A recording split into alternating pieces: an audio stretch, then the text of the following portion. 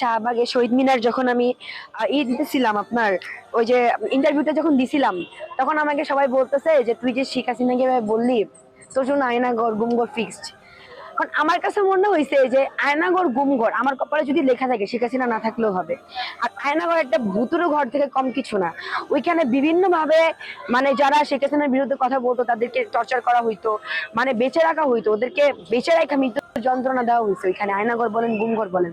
গণভবন থেকে তো অনেক লাশ পাওয়া গেছে, আপনারা হয়তো জানেন সেটা।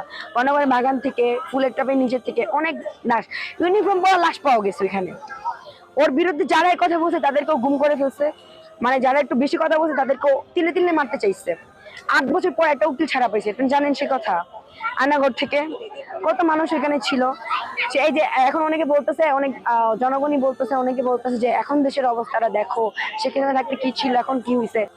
আপনারা কি জানেন শেখ হাসিনা যে বাইরের দেশ থেকে কত টাকা লোন নিছে, কি পরিমাণ ট্যাক্স নিছে জনগণ থেকে। এই যে ও কি করছে, কয়েকটা ওভারব্রিজ করছে, পদ্মা সেতু করছে, এই মেট্রো রেল করছে।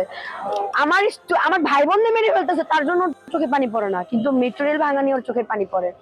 এরপরও কি আপনারা বলবেন যে আমরা শেখ হাসিনার দ্বারাই ভুল করছি? আচ্ছা, আওয়ামী লীগ, ছাত্রলীগ, এদের কথা বলি, ভাই তোমরাও তো রক্তে গড়া মানুষ। তোমরা যেভাবে মারো মানুষদের, তোমাদের কি একটু হাত কাঁপে না? এই যে মারছো, এখন লুকায় লুকায় বেড়াইতেছে, এটা কি খুব সম্মানের? আগে পাওয়ার দেখাইতে আমি ছাত্রলীগ, আমি আওয়ামী লীগ, আমাকে কিছু করে দেখাও, আগে পাওয়ার দেখাইতে। এখন তো তোমরা বলো যে না আমরা তোমার দলের, তোমরা রং চেঞ্জ করতেছো। কাজটা যদি তোমরা আগে করতা। আমি এরকম অনেক পুলিশ দেখছি, অনেক বিজিবি দেখছি যারা স্টুডেন্ট মারার অর্ডার পেয়ে ওনারা ডিরেক্ট ওর এই যে শোল্ডার এই যে এটা খুলে ফেলে দিছে যে আমরা স্টুডেন্ট মারতে পারবো না, এই জায়গায় আমার ছেলেও থাকতে পারে, এই জায়গায় আমার মেয়েও থাকতে পারে।